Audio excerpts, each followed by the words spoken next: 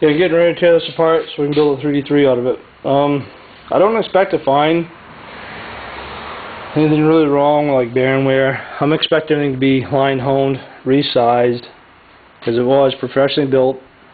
Even though I've never met the guy that built it, I've heard a lot about him and he's a hack, but who knows. Yeah, you can see we got oil running down the valves right now.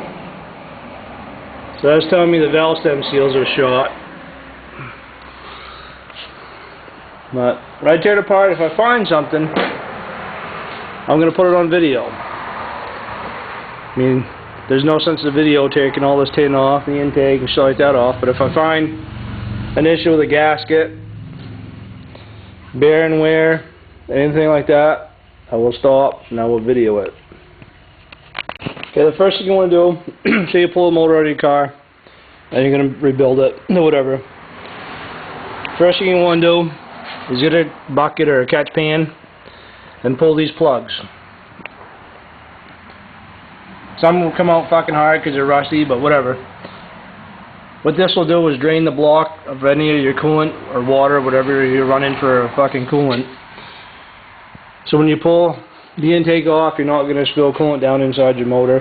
When you pull your heads off, you're not going to spill it over your floor.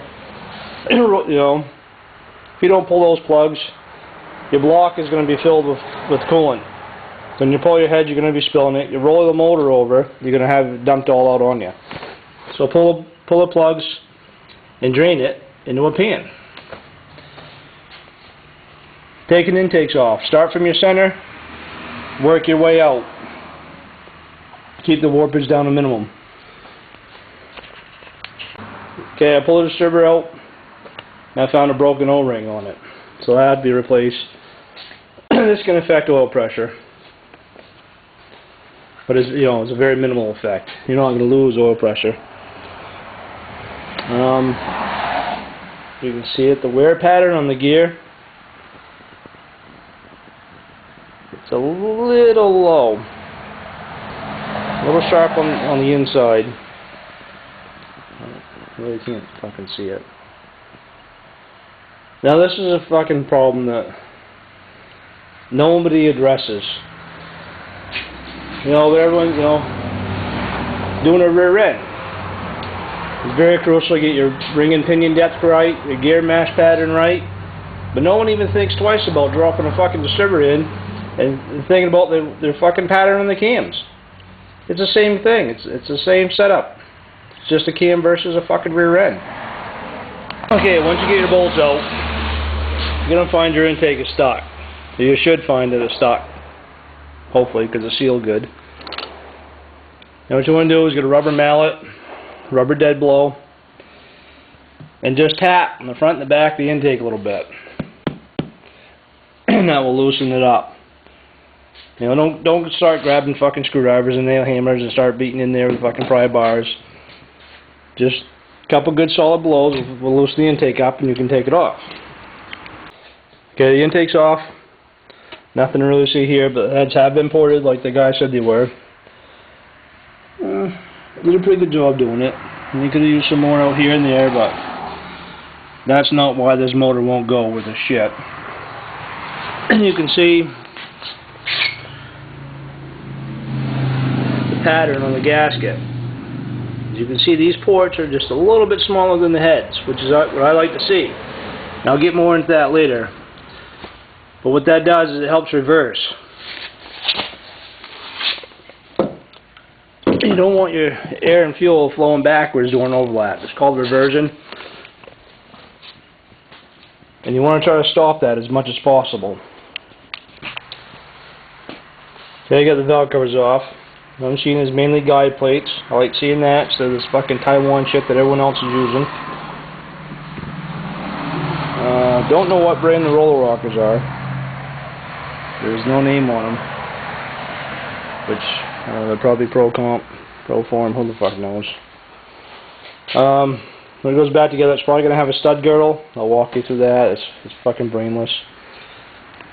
I did notice the guy took away the rotators, which I like to see. Don't use them. Okay, I found some tips Can't really see it good. Some of the valve tips are kind of beat up. I don't know if the guy got a little rough with this thing when he was putting it together or whatever. But I mean, it's minor. It's not really going to affect anything. Technically, you could have them reground flat. You got to be careful doing it because these are surface hardened to a certain depth. They're not, you know, the whole fucking valve ain't surface hardened. Just the tips are. You don't want to go through that hardening. If you do, you're going to wear the fucking tip right off the fucking valve. Okay, like the intake. When you're doing the heads, start from your center and work your way out to keep warpage down. Now what I found is some fucking metal. What you don't want to see. Now if you see metallic, I mean this basically looks like a black metallic paint. When you see shit like that, you've got a fucking problem. Something's sending metal through this motor. And you don't want that. Hopefully you can find out what it is, but it really ain't going to matter because all I'm using is the block. Okay, and like your intake, the head's going to be stuck. At least it should be. Some people beat on them with a dead blow, like the intake, which is fine for the iron heads. Don't start getting in there with fucking screwdrivers and pry bars, because all you do is going to ruin your gasket surface. What I do is I take a small wooden handled hammer, shove it in the port, and snap. Real simple. It's leverage. Okay, last year, when the guy brought this car to me, and I had to work on it, it didn't have a timing tab. So the first thing I did is I bought one from Napa and bolted it on. I did top dead center with a homemade piston stop. And basically what you do, this wound into the spark plug hole, and you crank your motor over by hand till the piston stops, and you make a note on your heel, make a mark on your dampener where it's stopping. Roll it the other way and do the same. Divide that in half, and that's top dead center. Well, as you can see, this aftermarket tab is about 2 degrees off. That point is 0, and 4 is right here, and you're lined up on the 2. But it's close. I mean, it's better than fucking nothing. But I'm not using this balancer. Like I said, we're doing a 3D3. Gonna have an aftermarket balancer on it. I'll make sure to walk you through the whole indexing process to make sure it's correct. A lot of times they're not. So we either got to modify the tab so it lines up, or just remark your balancer. I recommend doing the tab. Another note. You can get 2 different balancers for a 350 factory. This big fucking heavy one, or you can get a smaller one. Naturally, the bigger one, it's more weight, so it's going to rev slower. The small diameter one, it's lighter, it's going to rev quicker. Okay, the next step is your harmonic balancer removal. You're going to need one of these. Same puller you use on the steering wheel for the most part. Some steering wheel ones are just straight. You're going to need the butterfly one. You do not want to use a jaw puller, because these will get stuck good on the fucking crankshaft.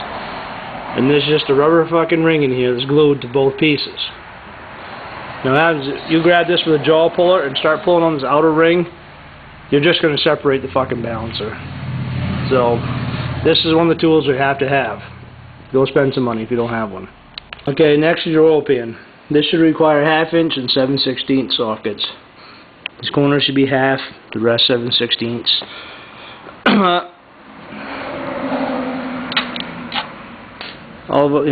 You can't rely on that because this has been built. Depends what you're using for hardware. But you're going to need 1/2 inch, 7/16 or 3/8. Once we get the oil pan off, we can take the timing cover off. Or I got the bolts out. I mean, you can pry this off right now, but the lip overhangs on the inside of your oil pan. You don't want to bend the fucking lip all this shit. Or maybe you do, I don't care. Okay, get the bolts out. Now this, I like to see. These sit up in. And what they do is they help spread the clamping load throughout your oil pan. Too many times people tighten the oil pan too tight, and it just puckers around the hole. You get a little bit of clamping force here. These help spread it on the whole rail. I like these. Why they didn't fucking come up with these sooner, I don't know. Okay, and again, take the oil pan off. It's going to be stuck. Do not pry on it. Rubber hammer or dead blow, and hit it right along this edge, either side. But you don't want to be up on the side. You're just going to bash the fucking pan in. Be down along your bottom edge where it rolls. You're going to have some strength there. A couple whacks, it should pop free. Okay, we struck gold. It actually is aluminum. If you can see it or not. Nope. In the bottom of this fucking pan,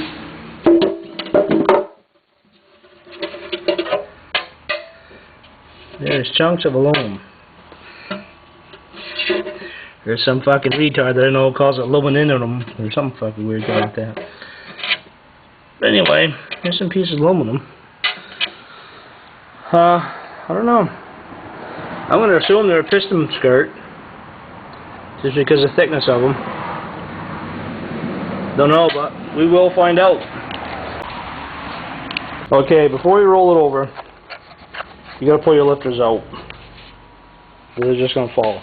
If you're not reusing them, it don't matter. Flip the fucking over, let them fall, and go to hell. But if you're going to reuse them, you have to keep them in order. Don't give a fuck what anyone tells you or what you read. You can't take this old lifter out, put a new one in, it's going to wear your cam. You swap these two, it's going to wear those two lobes.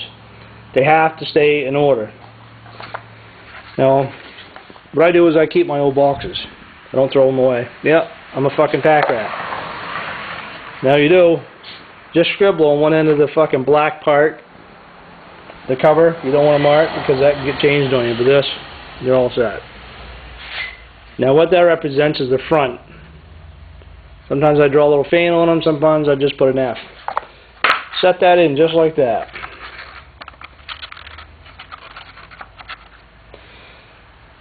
And pull them out and drop them in the slots, just as I said in the motor.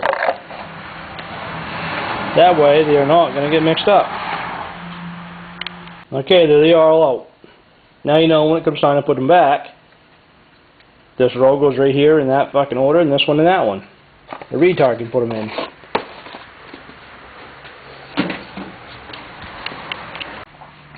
Okay, here's the bottom end. Now here you want to look for discoloration on your caps. You notice these are all nice and gray, the same color. I'd say this was like dark, like bluish or black. You're having a heating problem here. It's either a side clearance issue, a bad bearing, whatnot. Got to be fixed. Throw the fucking rod away. But everything looks good here. Anything stand out to you that's wrong? No, probably not. Why? Because you know-it-alls don't know it all. One, oil pump pickup, not tack welded in place. Believe it or not, under hard acceleration, this can actually wobble and work its way out. What happens? No oil. This is an oil bypass. It's got a little spring in there, and what happens, when you reach enough oil pressure, all you fucking people want to run the high volume oil pumps, this spring depresses. It doesn't take much. This port opens up, and what happens is it passes unfiltered oil through your motor. Right? And you think, yeah, whatever, at least I still get oil. Right. But remember all that metal we saw in the oil? That's going to get pumped all through your fucking bearings. Nothing's filtered. Plug these up. Okay. Got the timing cover off. This is the part I like to see. Right? See how bad the timing chain is. This chain, junk. Which is odd because this motor supposedly has about 800 miles. It's under 1500 because the guy hasn't been driving it because, well, it's embarrassing to run. Well, I'm going to pull the fucking cam out. Then I'm going to start stripping the bottom end. I still haven't seen where that piece of aluminum came from. It was in the oil pan. Like I said, I assume it's piston skirt. Who the hell knows? Okay. Now before you can remove your cam, you got to take your oil pump off and your plate and your rod out. Now you can buy a special tool that you can bolt in place and slide out. Look really cool doing it. It's a waste of money. Wind the fucking cam bolt halfway in it, snap a pair of vice grips on it. There's your fucking handle. Don't snap them on your pin, because you can fuck up the pin. Now you want to be gentle with these, so you can tear up your cam bearings. This motor really don't matter, because it's going to get new ones. But I want to see what kind of shape they're in now. So I want to do as least amount of fucking scratching as possible. Because if I scratch it, I don't know whose scratches are there. There's the cam. Now you got numbers on the front of your cam, and it'll tell you all about it. You just gotta look it up.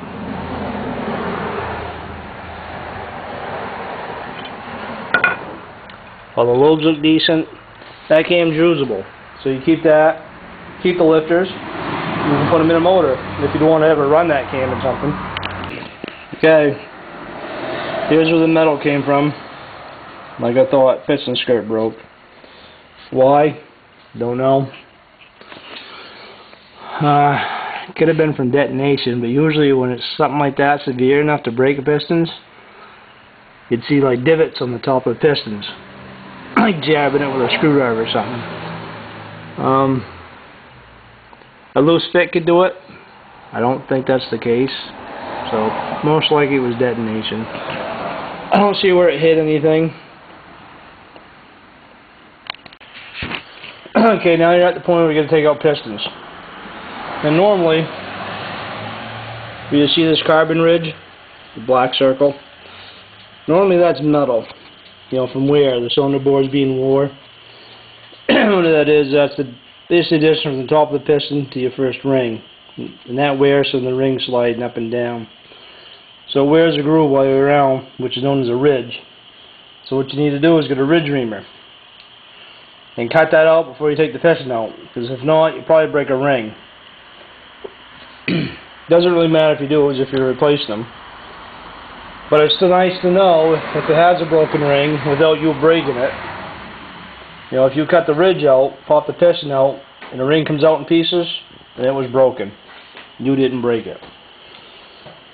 So this one just got carbon because, well, this motor has no use on it. So I'm going to take the nuts off and start pushing out pistons.